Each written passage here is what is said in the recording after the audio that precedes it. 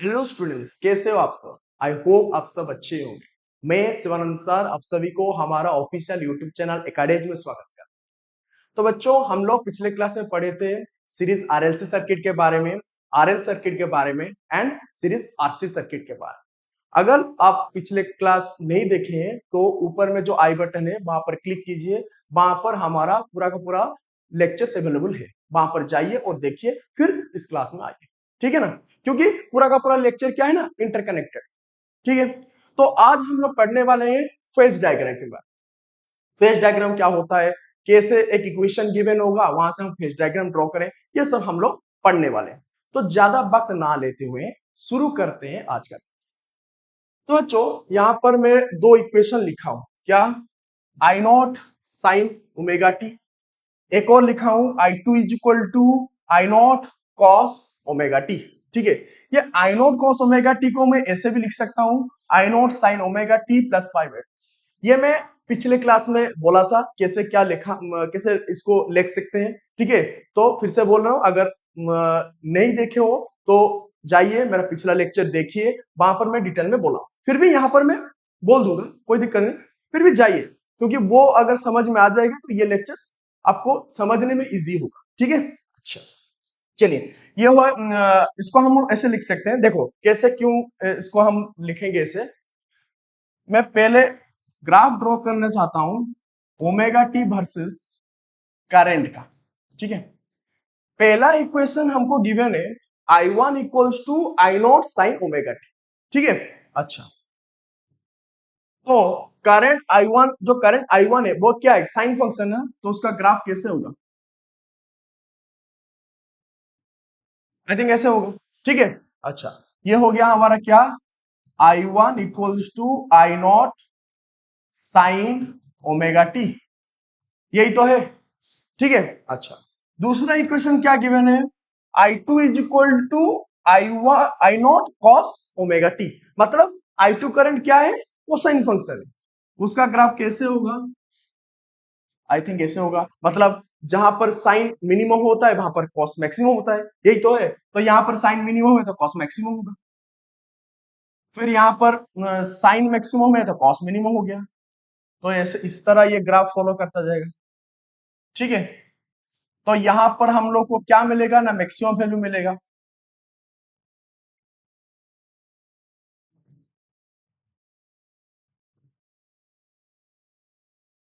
Maximum value मिलेगा, क्या मिलेगा, आई नॉट मिलेगा। ठीक है, एक मिनट रुक जाओ, इसको यहां पर लिख लेते हैं ताकि आपको अच्छे से समझ में आ जाए। तो इस पॉइंट में हमको क्या मिलेगा, करंट का मैक्सिमम वैल्यू मिलेगा। ठीक है, अच्छा अच्छा, अभी अभी एक चीज देखो, ये क्या है, ये ग्राफ किसका है ना, आई टू करंट का है। I two is equal to क्या है, I naught cos omega t, और इसको हम लोग कैसे लिख सकते हैं, I naught into sine omega T plus pi by two. क्यों ऐसे लिख सकते हैं, देखो अब मान लो यहां पर ओमेगा टी का वैल्यू क्या है, 0 डिग्री है। ठीक है, 0 डिग्री, तो साइन 0 डिग्री में करंट आई वन का वैल्यू क्या होगा, 0 होगा ना, तो 0 मिला। ठीक है, अच्छा, उसी तरह ओमेगा टी के जगह यहां पर अगर 0 डालें, कॉस 0 डिग्री में क्या क्या हो जाएगा, कॉस 0 डिग्री कितना होता है, 1 होता है ना, तो आई टू इक्वल टू क्या हो जाएगा, आई नोट, मतलब मैक्सिमम करंट मिला। तो ये हो गया हमारा मैक्सिमम करंट, जहां पर आई टू करंट मिल रहा है, जहां पर आई टू करंट है, मतलब ओमेगा टी 0 में हमको क्या मिल रहा है, आई टू करंट मिल रहा है, जिसका वैल्यू है आई नोट, जो कि मैक्सिमम है। ठीक है, फिर से इस ओमेगा टी के, मतलब इस कोसाइन फंक्शन का ओमेगा टी की जगह अगर यहां पर डालता हूं, क्या होगा, देखो यहां पर 0 डाल दिया तो क्या हो गया, sine 0, sine 90 degree, sine 90 degree कितना होता है, 1 होता है ना, तो आई टू इक्वल टू क्या हो गया, आई नोट हो गया, वही मैक्सिमम करंट मिल रहा है। तो वही यहाँ पर ही मतलब ओमेगा टी 0 डिग्री के टाइम में, ठीक है, तो आई टू को कितना करंट मिलेगा, मैक्सिमम करंट मिलेगा कितना, आई नोट, जो कि ये है। समझ में आया अच्छे से, मतलब ये इक्वेशन ले या ये इक्वेशन ले, दोनों इक्वेशन बराबर ही है ना, तो इसके जगह इसको हम ऐसे लिख सकते हैं, समझ में आया? अच्छा, अब देखो ये ये दोनों इक्वेशन को कंपेयर करेंगे तो क्या देखने को मिल रहा है? हमको देखने को मिल रहा है जब फेज ओमेगा टी होता है, जब फेज, एक मिनट जाओ, नेक्स्ट पेज में चलते हैं।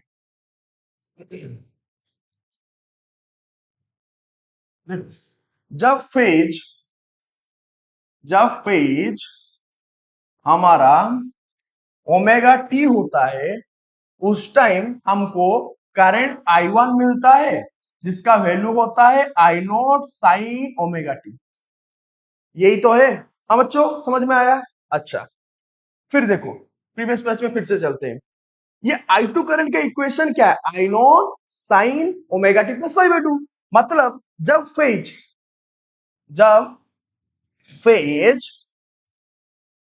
ओमेगा टी से 90 डिग्री ज्यादा हो तब हमको कौन सा करंट मिल रहा है? I2 करंट मिल रहा है। यस और नो? उस I2 करंट का वैल्यू क्या हो जाएगा? I naught sine omega T plus pi by 2।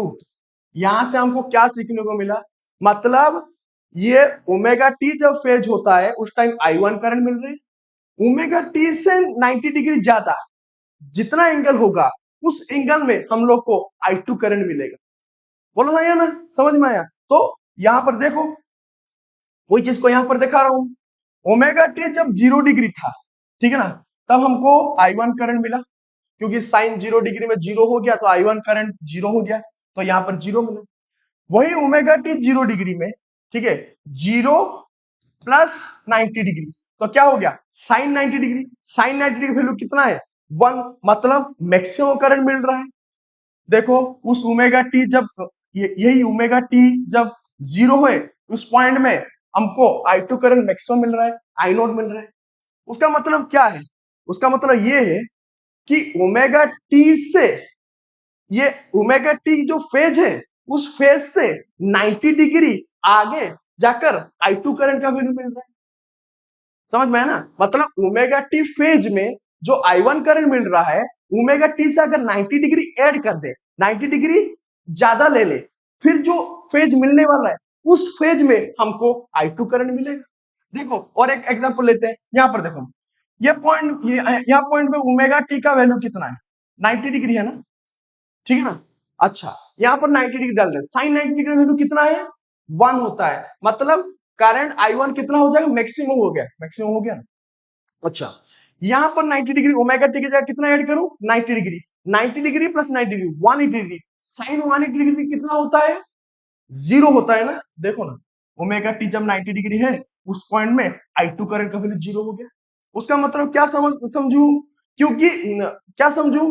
क्योंकि ओमेगा टी जब होता है, ओमेगा टी का वैल्यू जब 90 डिग्री हुआ उस टाइम हमको मैक्सिमम करंट मिल रहा है। उस ओमेगा टी से अगर 90 डिग्री ज्यादा ले लिया, मतलब 90 प्लस 90 180 डिग्री एंगल जब ले रहे हैं वहां पर I2 करंट 0 मिल रहा है। वही सेम ओमेगा टी का पॉइंट भी। समझ में आया क्या बोलने की कोशिश कर रहा हूं? आया समझ में?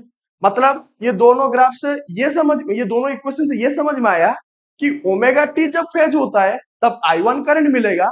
ओमेगा टी से 90 डिग्री ज्यादा अगर ले वहां पर जो एंगल मिलेगा वहां पर हमको I2 करंट मिलेगा। आया समझ में अच्छे से? चलो, तो वही चीज को मैं यहां पर लिखा, ठीक है। चाहे आप इसको पोज करके लिख सकते हो, इसको पोज करो, आराम से लिखो, कोई दिक्कत नहीं, ठीक है। लिख लिया, आगे बढ़े। चलो, यहां पर उसका, लेकिन असली मुद्दा क्या है? असली मुद्दा ये है इसका फेज डायग्राम कैसे ड्रॉ करें, ये दोनों इक्वेशन का फेज डायग्राम कैसे ड्रॉ, ठीक है। अभी ड्रॉ करना शुरू करते हैं। ये दो एक्सिस मैंने ले लिया, ठीक है। ये हो गया प्लस साइन ओमेगा टी का एक्सिस, ये हो गया माइनस साइन ओमेगा टी का एक्सिस, ठीक है। और ये हो गया कॉस ओमेगा टी का एक्सिस, और ये हो गया माइनस कॉस ओमेगा टी का एक्सिस, ठीक है। अच्छा, हमको दो इक्वेशन मिला है, पहले वो दो इक्वेशन को लिख रहा हूं। पहले स्टेप क्या करूंगा, पहले स्टेप ये करूंगा, देखो स्टेप 1 ये करना है, ठीक है। फिर आते हैं स्टेप 2। अच्छा, स्टेप 2 में क्या करेंगे बच्चों, स्टेप 2 में हम लोग देखेंगे दो इक्वेशन को पहले लिखते हैं स्टेप 2 में। I1 equals to I naught sine omega T and I2 equals to I naught, I2 equals to, एक minute,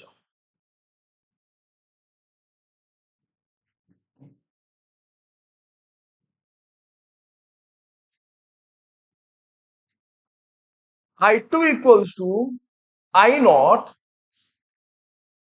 sign omega T plus 90 degree, यही तो है, ठीक है ना।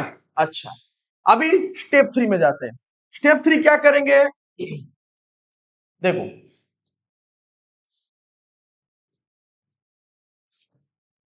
स्टेप 3 में क्या करेंगे, फिर से वही फेज डायग्राम, फिर से वही एक्सिस को ड्रॉ करते हैं, ठीक है।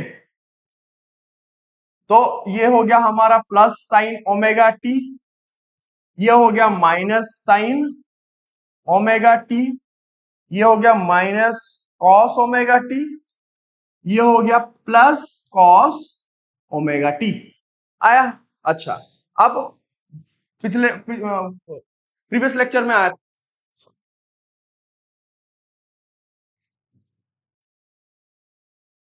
अच्छा यहां पर देखो I1 का वैल्यू क्या है, I naught sine omega T है, I2 इक्वल टू क्या है, I naught sine omega T plus pi by 2 है, यही तो है। अच्छा, तो हम लोग यहां पर क्या करेंगे, पहले देखो इस I1 I1 करंट कहां कब मिल रहा है, जब उसका फेज ओमेगा टी होगा, और वो कौन से टाइप का फंक्शन है, साइन फंक्शन है, ठीक है ना। अच्छा, तो ये रहा साइन फंक्शन का एक्सिस, और यहां पर फेज कितना है ना ओमेगा टी, और इस ओमेगा टी में करंट क्या मिलने वाला है हमको पता है ना, I1, इसका वैल्यू है क्या, I naught sine omega T, yes और नो, समझ में आया।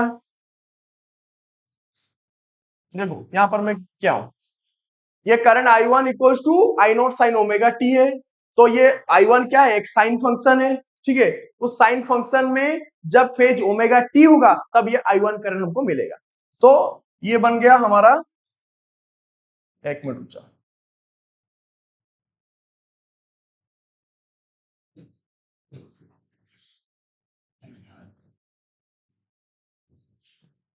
तो ये हो जाएगा क्या हमारा, इस ओमेगा टी फेज में कौन सा करंट मिलने वाला है, I1 करंट मिलने वाला है, ठीक है।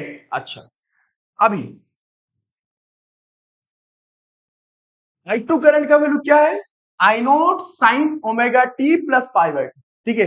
तो I2 करंट कितना कौन से फेज में मिलेगा ना, omega T plus pi by 2 यहां पर मिलेगा ना, ठीक है। पहले एक चीज हमको देखना पड़ेगा, I2 कोसाइन फंक्शन है साइन फंक्शन है, साइन फंक्शन है। अच्छा, फिर यहां पर आते हैं, साइन फंक्शन है, I2 साइन फंक्शन है ना, तो ओमेगा टी का फेज कहां पर मिल रहा है, यहां पर मिल रहा है, ओमेगा टी से कितना आगे, 90 डिग्री आगे, मतलब ये है ओमेगा टी, तो 90 डिग्री मतलब ये हो गया 90 डिग्री, तो यहां पर मिलेगा हमको I2 करंट, जहां पर फेज क्या है, omega T plus pi by 2, yes और नो, समझ में आया अच्छे से, ठीक है। देखो फिर से बोल रहा हूं, पहले मैं देखूंगा I1 करंट साइन फंक्शन या कोसाइन फंक्शन है, साइन फंक्शन है, और साइन फंक्शन में इसका साइन फंक्शन तो है, और I1 करंट का फेज क्या है, ओमेगा टी है, तो यहां पर देख लेता हूं, ये देखो I1 हमारा मतलब ये साइन फंक्शन का एक्सिस है ना। अच्छा, ओमेगा टी का फेज कहां पर मिल रहा है, साइन फंक्शन का एक्सिस में, यहां पर मिल रहा है, तो ओमेगा टी फेज में करंट क्या मिलेगा, I1 मिलेगा, तो I1 यहां पर लिखा, ठीक है। फिर मैंने देखा I2 करंट क्या है, साइन या कोसाइन फंक्शन, साइन फंक्शन है। अच्छा, साइन फंक्शन में इसका फेज कितना है, omega T plus pi by 2, उसका मतलब इस साइन फंक्शन का एक्सिस क्या है, यहां पर ओमेगा टी कहां पर मिल रहा है, यहां पर मिल रहा है, उस ओमेगा टी से क्या 90 डिग्री ज्यादा, मतलब ये हो जाएगा ना, देखो 90 डिग्री ज्यादा, तो मतलब ये हो जाएगा omega T plus pi by 2, आया समझ में? तो यहां पर क्या मिल जाएगा, I2 करंट मिलेगा। तो बन गया हमारा फेज डायग्राम। समझ में आया? मतलब यहां पर जो इक्वेशन गिवन था I1 equals to I not sine omega T and I2 equals to I not sine omega T plus pi by 2, ये इसका अगर फेज डायग्राम ड्रॉ करेंगे तो ऐसे बनेगा। तो अभी जितना सारा क्वेश्चन अभी मैं करवाऊंगा आप लोगों को, वो जो मैं ग्राफ किया था, ये सब जो ग्राफ किया था, ये देखो, ये सब जो ग्राफ किया था, ये करने का कोई जरूरत नहीं है, ये आप लोग को समझाने के लिए किया हूं। आप लोग सीधा ये स्टेप्स को फॉलो करेंगे। स्टेप 1, स्टेप 2, स्टेप 2 में इक्वेशन आप लिखेंगे, स्टेप 3 में उस इक्वेशन को फेज डायग्राम में रिप्रेजेंट करेंगे। ठीक है? मतलब अगर क्वेश्चन अभी मैं जो करवाऊंगा, ठीक है ना, जो इक्वेशन गिवन है डायरेक्ट वो इक्वेशन को फेज डायग्राम थ्रू आप रिप्रेजेंट करेंगे। इतना तामझाम करने का कोई जरूरत नहीं। आया समझ में? चलते हैं अभी क्वेश्चन में।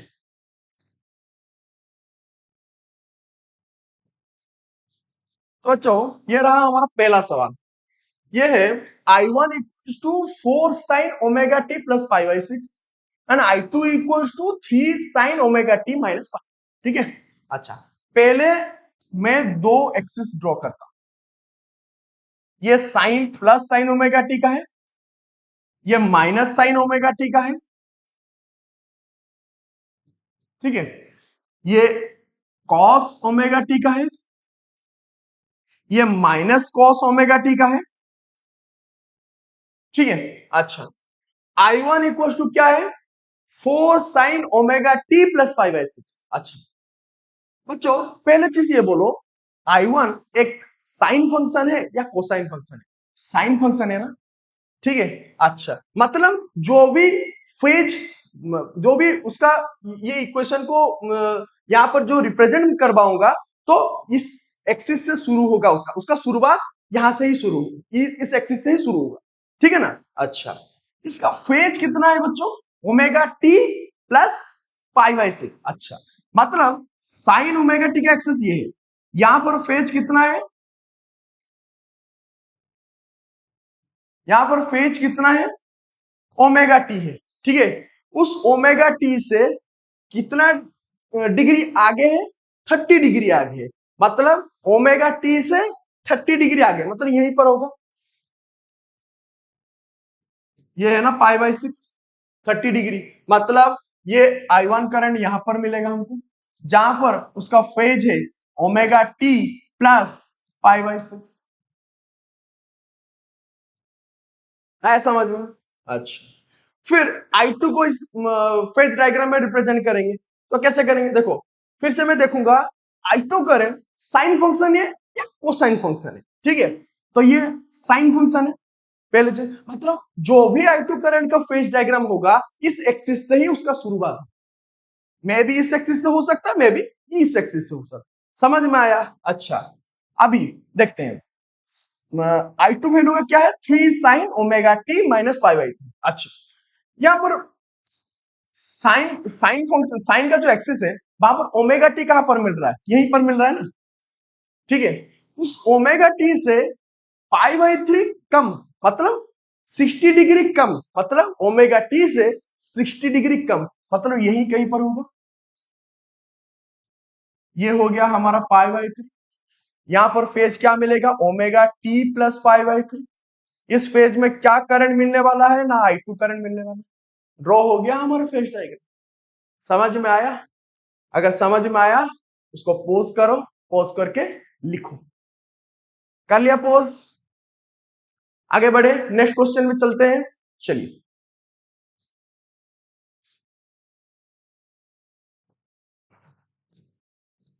ये रहा हमारा अगला क्वेश्चन।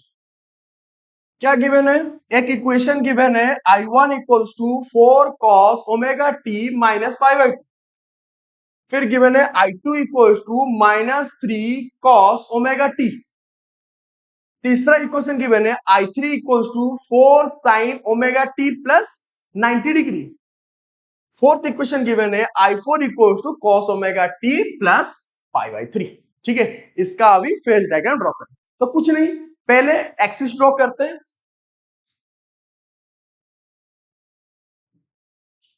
एक काम करते हैं, नेक्स्ट पेज में चलते हैं, वहां पर ड्रॉ करते हैं। देखो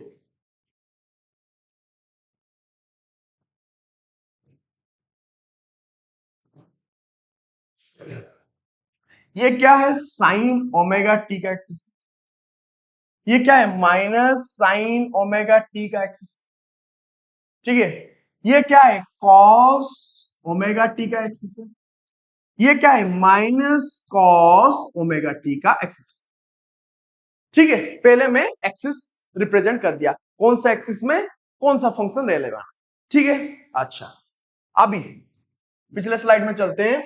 देखो I1 करंट का इक्वेशन क्या है, for cos omega T minus pi by. अच्छा पहले मैं क्या बोला था, पहले देखो इक्वेशन कोसाइन फंक्शन है या साइन फंक्शन है, ये क्या है, कोसाइन फंक्शन। ठीक है, अच्छा मतलब जो भी फेज डायग्राम होगा इस एक्सिस से ही होगा, आया समझ में। अच्छा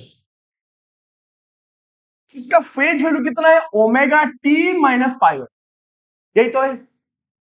मतलब ये ओमेगा टी का कोसाइन फंक्शन है, ओमेगा टी का फेज ये है, तो ओमेगा टी से 90 डिग्री कम, ओमेगा टी से 90 डिग्री कम, 90 डिग्री कम मतलब यहीं पर लाई करेगा, ओमेगा टी से 90 डिग्री कम, ऐसे ना, क्योंकि लीड होगा तो कैसे होगा, ऐसे, ज्यादा होगा तो कैसे होगा, ऐसे, कम होगा तो कैसे होगा, ऐसे, समझ में आया। क्योंकि हम लोग हमेशा क्या जानते, कैसे मूव करते हैं, मतलब ये जो एंगल को इंक्रीज करते हैं, कैसे करते हैं, एंटी क्लॉकवाइज फॉर्मेट। तो कम मतलब क्लॉकवाइज होगा, मतलब ओमेगा टी से 90 डिग्री कम, मतलब ऐसे होगा। मतलब ये यहां पर फेज मिलेगा हमको ओमेगा टी माइनस 90 डिग्री, जहां पर करंट, कौन सा करंट मिलने वाला है, I1 करंट मिलने वाला है। आया समझ में अच्छे से। नेक्स्ट इक्वेशन में चलते हैं, चलिए नेक्स्ट इक्वेशन गिवन है I2 equals to -3 cos omega T. ठीक है, अच्छा फिर से वही चीज, ये करंट साइन फंक्शन है या कोसाइन फंक्शन है, कोसाइन फंक्शन है। ठीक है, अच्छा मतलब उसका मतलब जो भी उसका फेस डायग्राम ड्रॉ होगा इस एक्सिस से ही उसका शुरुआत होगा। ठीक है ना, आगे बढ़े या पीछे जाए ये इस एक्सिस के ऊपर ही होगा। ठीक है, अच्छा उसका फेज वैल्यू कितना है, -3 cos ओमेगा टी, मतलब माइनस ओमेगा टी, ये होता है ना, -3 cos ओमेगा टी, मतलब यह फेज वैल्यू कितना होता है, माइनस ओमेगा टी, नेगेटिव होता है। ठीक है ना, समझ में आया ना, नहीं समझ में आया, देखो यहाँ पर लिखा है -3 cos ओमेगा टी, उसका मतलब क्या, cos जो वैल्यू मिल रहा है, जो I2 करंट का value in term of cosine function मिल रहा है, वो नेगेटिव में मिलेगा। ठीक है ना, तो उसका फेज वैल्यू भी नेगेटिव होगा। तो ये I2 इक्वल्स टू क्या है, I2 का जो फेज मिल रहा है, I2 करंट जो फेज में मिल रहा है, जिस फेज में मिल रहा है वो क्या है, माइनस ओमेगा टी। ठीक है, आया समझ में। तो ये हो गया हमारा ये क्या है, ये एक्सिस क्या है, माइनस ओमेगा टी का एक्सिस। मतलब यहां पर जो करंट मिलेगा, मतलब माइनस ओमेगा टी फेज में यहां पर करंट मिलने वाला है। तो माइनस ओमेगा टी में कौन सा करंट मिलेगा, I2 करंट मिलेगा। तो लिख लिया मैंने, माइनस ओमेगा टी में I2 करंट मिलने वाला है। ठीक है, अच्छा फिर तीसरा इक्वेशन चलते हैं, I3 equals to 4 sine omega T plus pi by 2। पहले ये कोसाइन फंक्शन है, साइन फंक्शन, साइन फंक्शन है। ठीक है, तो जो भी उसका फेज डायग्राम हुआ इस एक्सिस से ही शुरुआत होगा। ठीक है, अभी देखो उसका फेज फेज वैल्यू क्या है, omega T plus pi by 2। अच्छा तो ओमेगा टी क्या है, यहां पर ओमेगा टी मिलेगा, ओमेगा टी से कितना, 90 डिग्री ज्यादा, ओमेगा टी से 90 डिग्री ज्यादा, मतलब यहीं पर मिलेगा। तो ये हो गया क्या, यहां पर जो फेज मिलने वाला है, क्या क्या फेज मिलेगा, omega T plus pi by 2, जहां पर करंट क्या मिलेगा, मिलने वाला है, I3 करंट मिलने वाला है। क्या मिलेगा, I3 करंट मिलेगा। आया समझ में, ओमेगा टी से 90 डिग्री ज्यादा, मतलब इस पेज में क्या मिलने वाला है, I3 करंट मिलने वाला है। ठीक है, अच्छा अभी फोर्थ आखिरी क्वेश्चन में चलते हैं। क्या गिवन है, I4 equals to cos omega T plus pi by. ठीक है, फिर से वही चीज, ये साइन फंक्शन है या कोसाइन फंक्शन है? Cosine function. इसका फेज क्या है? Omega T plus pi by 3। मतलब ये हो गया हमारा कोसाइन का एक्सिस, फेज ओमेगा टी है ये, मतलब ओमेगा टी का फेज कहां पर मिलेगा? यहां पर मिलेगा। ओमेगा टी से कितना डिग्री आगे है? पाई बाई 3, मतलब 60 डिग्री आगे है। ओमेगा टी से 60 डिग्री आगे, मतलब ये वाला होगा। ओमेगा टी से 60 डिग्री आगे, मतलब यही होगा 60 डिग्री आगे। मतलब यहां पर जो फेज मिल रहा है वो होगा omega T plus pi by 3, जहां पर करंट क्या मिलने वाला है? I4 मिलने वाला है। ड्रॉ हो गया हमारा फेज ड्राइव। आया समझ में अच्छे से? ठीक है ना? इसको लिखना चाहते हो क्वेश्चन को लिख लो अच्छे से पॉज करके। ठीक है, कर लिया? पॉज कर लिया? आगे बढ़ते हैं। ये इसका सॉल्यूशन है, फेज डायग्राम है। पॉज करके लिखना चाहते हो लिख लो। लिख लिया? नेक्स्ट क्वेश्चन में चलें? चलो।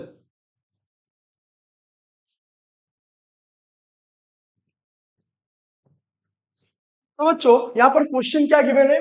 I1 equals to 3 sin omega T and I2 is equal to 3 cos omega T plus pi by 6।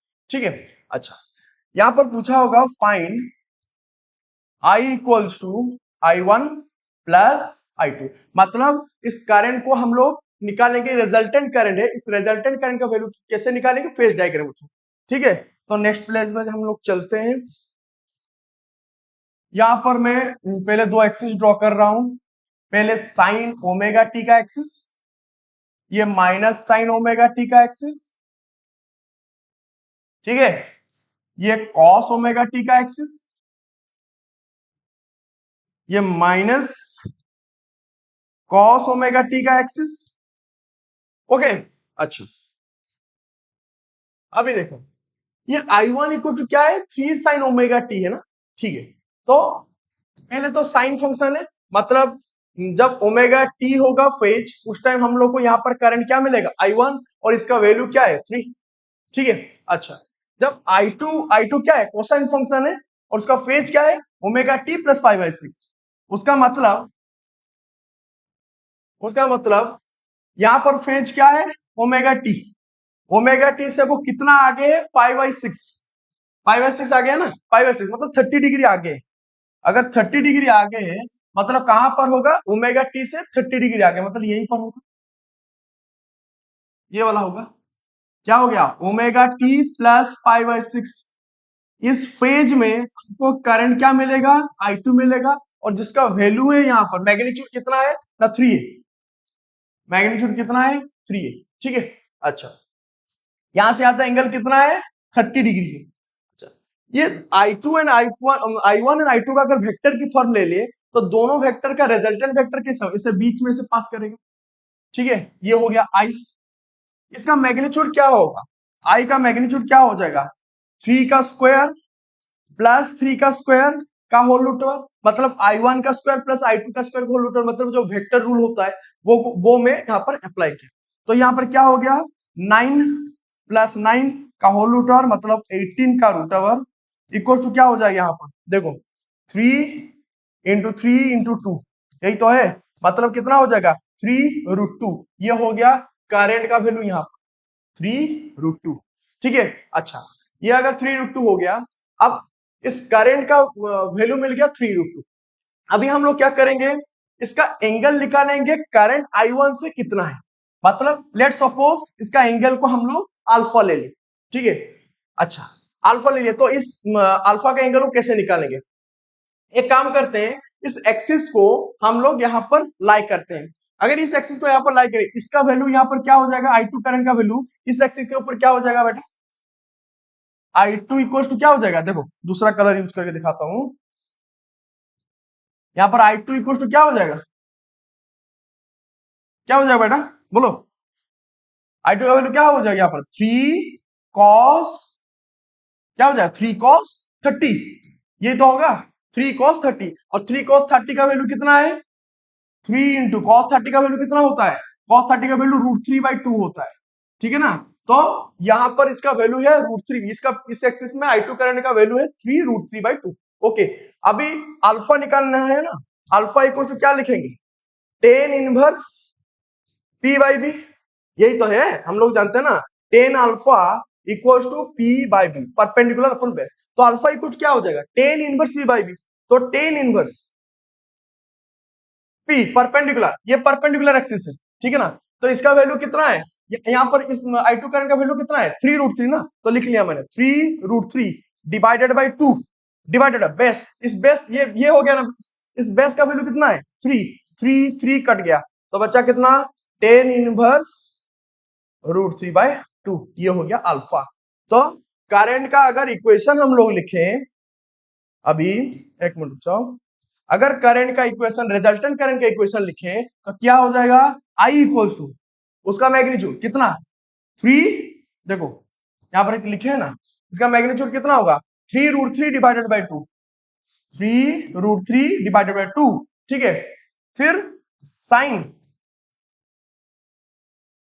देखो यहां पर देखो, ये है साइन फंक्शन, साइन फंक्शन ये है, इस ओमेगा टी से कितना डिग्री ज्यादा है ना, टेन इनवर्स √3/2 डिग्री, जो भी वैल्यू है अल्फा का निकलेगा, उस मतलब ऐसा बोल सकते हैं ओमेगा टी से अल्फा डिग्री ज्यादा है, मतलब ओमेगा यहाँ पर, मतलब यहाँ पर फेज वैल्यू कितना होगा, ओमेगा टी प्लस अल्फा होगा। और इस अल्फा की जगह क्या लिख सकते हैं, ओमेगा टी, अल्फा की जगह क्या लिख सकते हैं, टेन इनवर्स √3/2, ठीक है ना, ये लिख सकते हैं। तो यहां पर वही चीज लिख लो, 3√3 sign omega T plus alpha की जगह क्या लिखूं, टेन इनवर्स, क्या हो जाएगा, tan inverse √3/2, sorry 3√3 divided by 2, यही तो है, देखो ना 3√3 डिवाइडेड बाई 2, ठीक है। तो ये मिल गया हमारा रिजल्टेंट करंट का वैल्यू थ्रू फेज। आया समझ में अच्छे से, ठीक है ना। कुछ क्वेश्चन में तुम लोग को दे रहा हूं होमवर्क के लिए, ये करके दिखाना। ये एक क्वेश्चन है, यहाँ पर I1 वेक्टर ऐसे जा रहा है, I1 करंट ऐसे जा रहा है, उसका वैल्यू गिवन है 3 sine omega T, I2 value given है 4 कोस ओमेगा टी।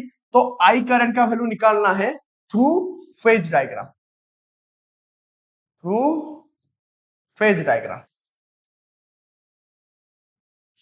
ठीक है। निकाल सकते हो, ट्राई करो, नहीं तो मैं बोल दूंगा कमेंट सेक्शन में, लिख के बोलना क्या निकल रहा है, ठीक है ना। अगर नहीं हो पा रहा है मैं नेक्स्ट क्लास में बोलूंगा, ठीक है। अच्छा, ये एक होमवर्क है तुम लोग के लिए। दूसरा होमवर्क ये है, ये क्वेश्चन देखो, I1 का वैल्यू गिवन है 4 sine omega T minus π/6, I2 का वैल्यू गिवन है 4 कॉस ओमेगा टी माइनस π/3। यहां पर भी पूछा है रिजल्टेंट करंट का वैल्यू निकालो, ठीक है, जो कि दोनों करंट का एडिशन होता है, ठीक है। तो रिजल्टेंट करंट का वैल्यू कैसे हम लोग निकालेंगे, थ्रू फेज डायग्राम, कर सकते हैं ना आप। और जैसे मैं दो क्वेश्चन किया हूं उसी तरह ये क्वेश्चन को भी सॉल्व कर, ठीक है। अगर नहीं हो पा रहा है मैं नेक्स्ट क्लास में ये दोनों क्वेश्चन मैं करूंगा, फिर आगे बढ़ेंगे। आया समझ में। तो बच्चों आज के लिए इतना ही। आई होप आप सबको अच्छा लगा ये लेक्चर। और अगर पिछले लेक्चर आप लोग नहीं देखे हैं तो प्लीज ऊपर में जो आई बटन है वहां पर क्लिक कीजिए, ऑल द लेक्चर्स वहां पर गिवन होगा, तो आप लोग वहां पर जाइए और देखिए, फिर इस लेक्चर को देखिए। तो आज के लिए इतना ही, फिर से मिलते हैं एक और ऐसे मजेदार लेक्चर लेके, ठीक है। तब तक के लिए take care and good bye.